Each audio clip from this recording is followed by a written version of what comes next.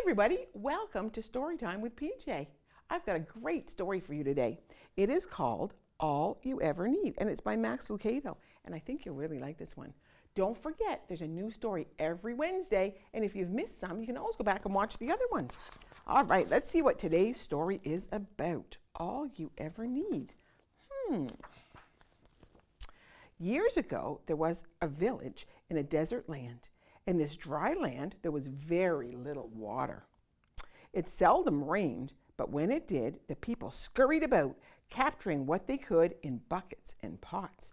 Every drop was like purest gold. Can you imagine if the water was like gold? But even though the land was dry, the people were never thirsty. For nearby lived a kind man named Tobias, who owned a deep wellspring from which poured cool, clear, fresh water.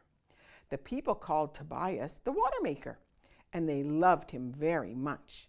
He shared his treasure with everyone in the village. All they had to do was ask, and the water master, not the water maker, sorry. And the water master would gladly let them dip into his well. Drink all you want, he offered. The water master must be a nice guy. Not only did Tobias share from his well, but he taught his son to do this also. Tobias and his son Julian would help the people dip their buckets and carry their loads. Day after day, the people would come to the well. Tobias would smile and say, "Take all you need." He would talk to the people about their lives. He would laugh with them and inquire about their hopes and dreams, while Julian helped them draw water for their families. Tobias was a kind friend, always ready to help the villagers. Look, that's the son there getting the water, isn't it? One day, the water master announced to the village, "My son and I are going away for a while. While we're gone, my servant, Elzevir, will watch over the well. He will give you all the water you need." With that, the water master and his son turned and walked up the road leading from the village. The people were sad to see them leave, but they trusted Elzevir to supply their needs. It's a hard word to say, isn't it? Elzevir, that's his name. And indeed, Elzevir did just as the water master said. Each day when the villagers came to ask for water, he eagerly filled their buckets. As he did, he told the people, "Take all you need. There's plenty of water for all." For a time, the village went about business as usual. But one day, Elzevir noticed that the villagers were not grateful when they received their water. They just took their full buckets and raced away without one word of thanks. This troubled Elzevir so much that he decided to stop giving water to everyone. Stop giving water to everyone? Uh-oh. He forgot the water master's kindness to all. Instead, he announced to the villagers, "From now on, I will not give water to those who aren't thankful." The people were surprised. After Elzevir's announcement, all the villagers tried hard to remember to thank him when they received the water.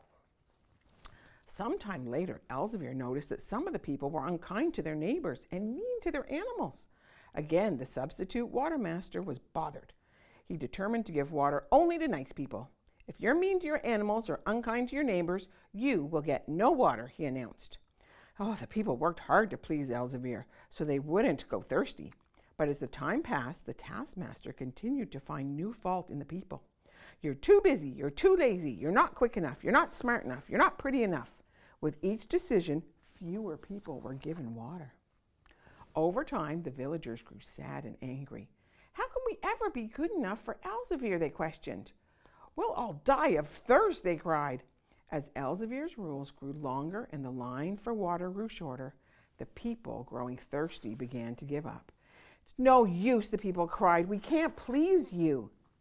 In the midst of the shouting, a quiet figure approached the gathered villagers.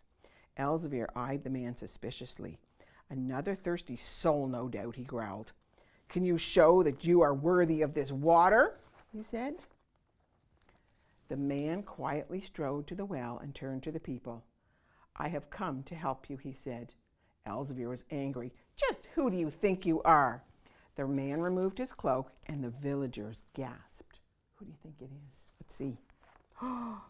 When they saw the familiar face, they began to whisper among themselves, "I am Julian, the son of the water master. My father sent me to share the water with all people. At that, the people cheered, and Elzevir became afraid. The villagers wanted revenge. "No water for Elzevir," they shouted. The son held up his hand to the crowd to quiet them. "My father's water is a gift to all," he said patiently. "But Elzevir was cruel to us." "I know he was, but if water were given only to good people, who would get a drink?" Nobody spoke. The son placed his hand on Elzevir's shoulder. "Freely you have received, so freely you must give." And that's the end of the story. That was a good one, wasn't it?